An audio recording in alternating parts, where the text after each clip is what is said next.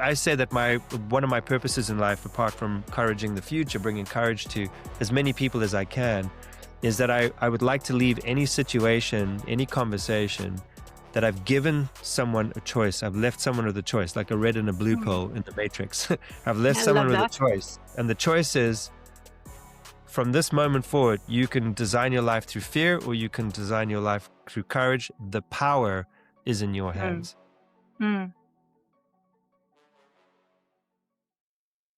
I'm always I'm always challenged when I'm faced with someone who cannot see a window, who cannot see a door, who cannot see, all they see is locks and chains and bars, and it's always a challenge to kind of flip that thinking on its head and get them to kind of refocus and go, okay, like, let's start small, right?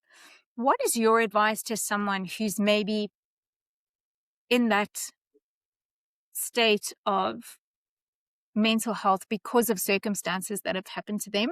I'd love to hear your take on it, how you Yeah, would do it. it's a great question. I think the very first thing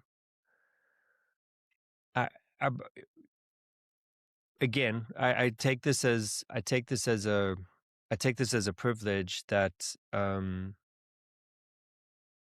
still people will come and connect, in sessions, and I have, at this stage of the game and at certain levels of altitude that I get to play at, um the level of trauma people have suffered through, um is just, some of it's just unspeakable to hear some of these stories. And I'm tasked with motivating someone, or just get over Mm. it, move on, and you can't, you can't. It happened, but there Yeah. is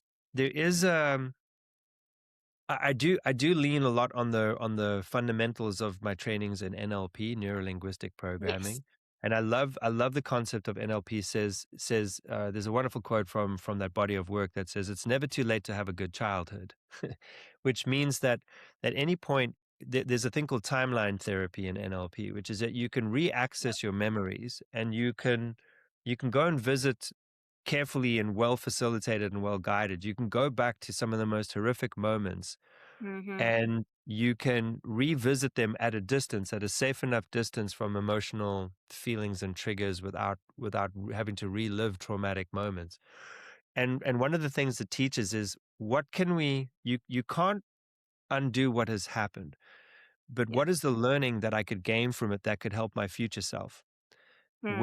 Where the learning is enough, where I could integrate that learning and let the trigger of that moment Yeah. go, as Mm. much as what's possible. And I don't think those things ever disappear, but what you can do is you can soften the intensity of it. And so Mm. what I would Mm. always say is, like, and the other part to this is, you got to distinguish about what had happened and what's about to happen. Yeah. And I think what is very interesting for people that fall into a trigger, or panic attacks and anxiety or Yeah. fear or depression, is they're reliving an old moment, but they've carried that moment into a now moment. And one of the most important things that we can do as really powerful guides to somebody is to be able to parse out what is really happening in the moment Mhm. versus what's just in the mind.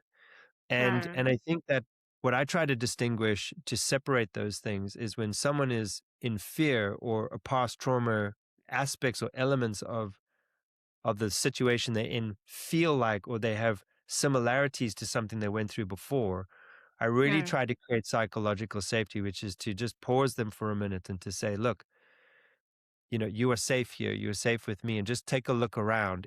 Are those same things really here? Are they really Yeah. real? No. Okay. Yeah. So what is really real right now?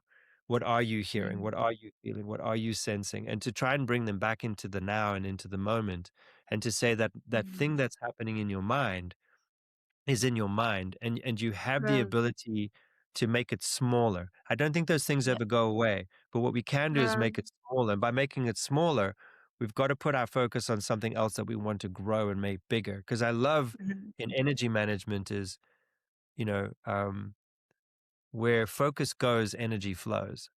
Mm. And so Yep. when you put a lot of focus on a pain point, the energy of that pain point grows. If you put your focus Mm. on something beautiful, the energy around that grows. And Mm. it's like, I call it, because I'm a musician, I call it my mixing desk.